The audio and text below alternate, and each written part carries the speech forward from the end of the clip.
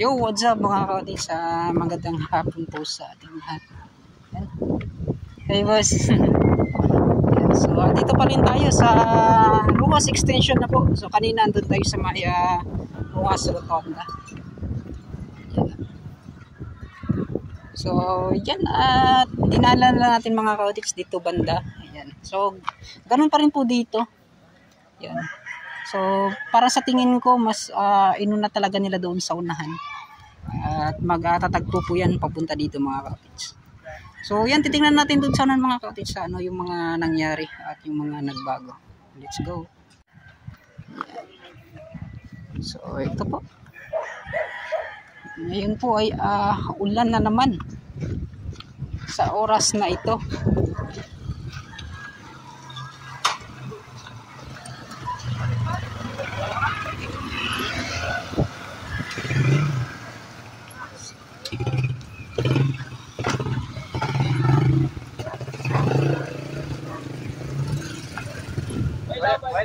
Yan.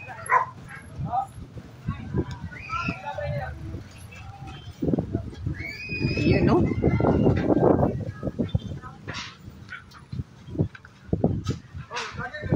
Oy, shout out. So, shout out kay sir.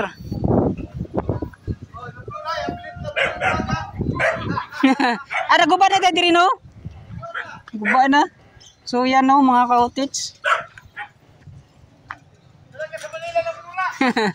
So shout out day kay ate, kay ma'am. Yan, shout out.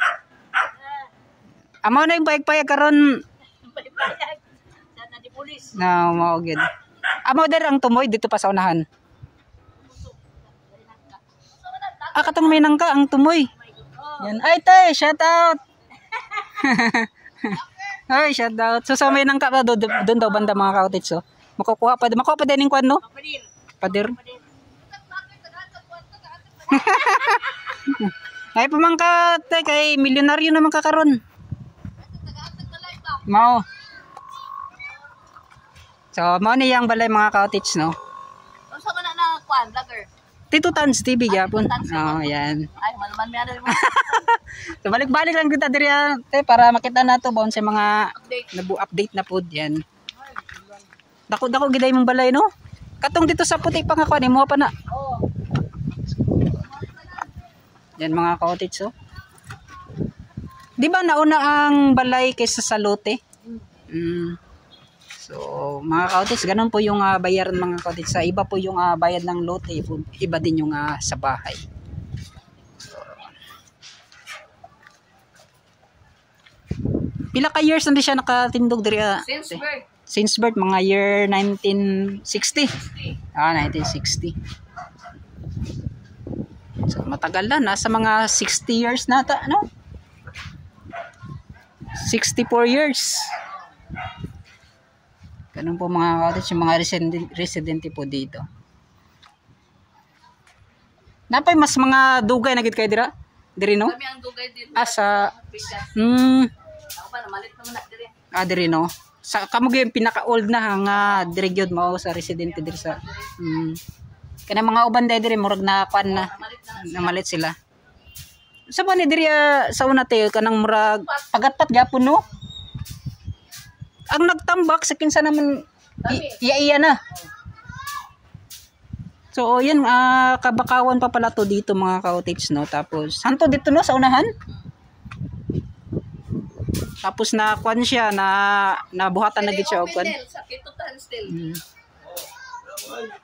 Ay shout out kay sir. Hantod na kwan no murag na tambakan na plaster na titulahan gid ninyo. Award.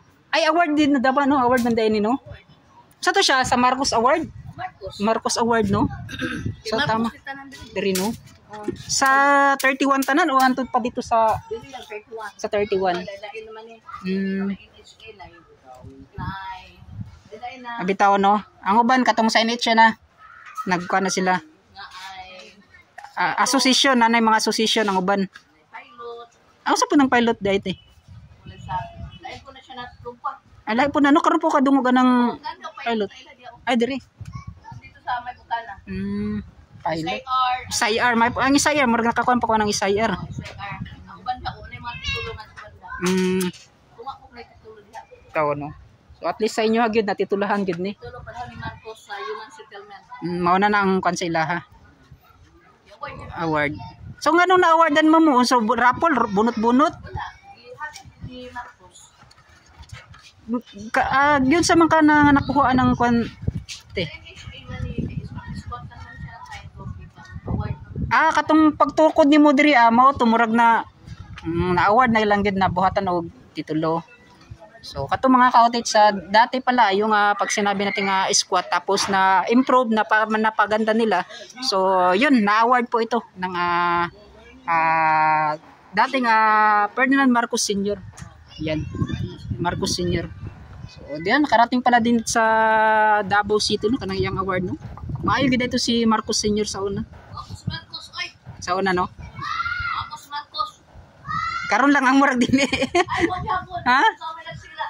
Kuan lang no murag pandaot lang ang uban sa ba. Mao gyud tungod sa kadagan nagmagkuan ba. So kada mga ka-outage no, ang tao manggod dili nato makuan ba, makuan ang iyang kanya-kanya. Bitaw pod no. So, dito na lang no mabilin ma'am no. So kung napay mga isa ka dupa murag taas, so kaya-kaya pa. Takot-ako pa dai imong makuan pa diri. Matukuran pag sari-sari store tapos pahingan sa taas. Ana gid ang kuan. Di na ka kailangan mo tuog kuan pa sa day ka. Nindot mo gud ang dirigod sa tinod lang kay simpre diri na nataw, diri na pud na ang bitaw pud. Biso po kayo binlan ibilin no ang kuan ang area. Diri day ma'am nga lote yun sa wala kay mga kuan diri Mahal na pud no. Bitaw no, mao pud ang ilang gingon. Kilala mo ni amo 1.3 square meter 14 meter. Pila? 14,000 sa pila ka years tong binayran no. Is cash gid siya no. Pag-retire mo ng father sa government. Grabe no. Pero dako na kaya itong kantidad ng 14,000. Bitaw no. Mga ka-outage. Bitaw. Murag pang single ra to siya. Murag sa isa ka semana ra siguro itong akuan. So kayon mga ka-outage, at least may mga nakuan tayong update about din sa yung pamumuhay nila dito, kung paano po sila nagsimula, paano din nagkabahay. Yan, so bakawan pa daw to dati, na-improve, tapos inaward po ng dating Ferdinand Marcos Sr. Yan mga ka-outage. Ay, wala po din ako napangutan ng pangalan. Sa pangalan na to, te? Jingjing Puharas. Si Ma'am Jingjing Puharas. Yan. So, mga ka-outage. Na-interview din natin nung hindi pa nag-iba dati mga ka-outage. So, parang ikaw pangatlong interview ko na ata sa kanya. Yan. So, mga ka-outage. Oo, paninduton na to. Ma'am, salamat kay mama. Yan, shout out. Kay Ma'am Jingjing Puharas, no? Puharas. Yan. So, mga ka-outage, doon tayo sa unahan. So yung kanyang bahay mga isang dipa na lang daw yung natira, pero nasa mga 5 meters ata. Tapos isang dipa, so ganun. Kapag naging kumpleto na po, so yung lote kanya pong pagtatayuan po ng maliit na tindahan, then parang second floor po yung kanyang estilo po ay gagawan po niya ng tulugan or kanyang rest house. Yan. So, bumili po daw sila ng bahay doon sa Deka Homes para doon na din sila magsimula muli. Yan. So, yan mga katis, isa din sa pinakamahirap yung dito na yung kinalakihan mo, tapos bigla kang yan, mangibang bansa, mangibang bayan na naman. So, baga lahi na pud nga silingan ba imuhang maadtuan kay tungod sa inganing sitwasyon. Pero at least wala naman pud sila yung maingon, wala din naman silang masabi mga cottage dito sa bayaran po ng lote at bayaran din ng bahay. So ganun. So satisfied din naman po sila. So ito yung kinagandahan kapag titulado po yung bahay mo, yung lupa na tinitirahan mo. So talagang swerte ka kapag may ganun. Just in case maging ganito, ayan, may mga gagawing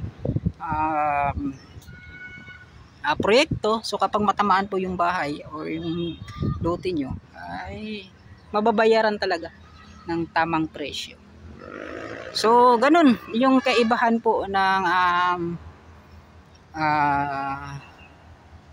kumbaga sa squatter area, and then yung ganito, yung may titulado pong lote.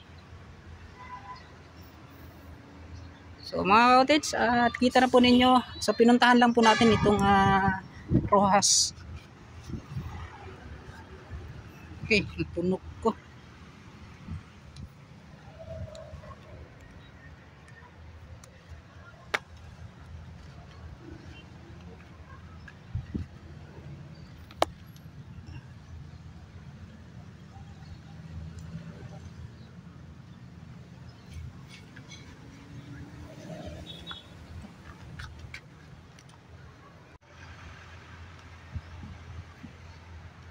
Yun mga cottage, so ipapakita ko lang kayo muli.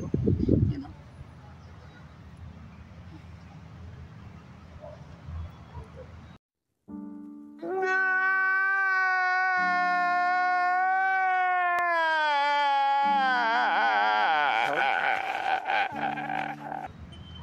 ano na to? Lansang, buwan sa ba? Pako mga cottage. Sakit. Yan, so hanggang dito na lang muna mga cottage. Maraming salamat. So parang kumakati na yung talampakan ko. So maraming salamat yan kay ma'am na paunlakan po tayo ng interview. Yan sa mga tao na nandito, yan, magandang shout out po sa inyo lahat. So ito na yung Rojas Extension. Maraming salamat at God bless po sa inyong lahat. Bye-bye na.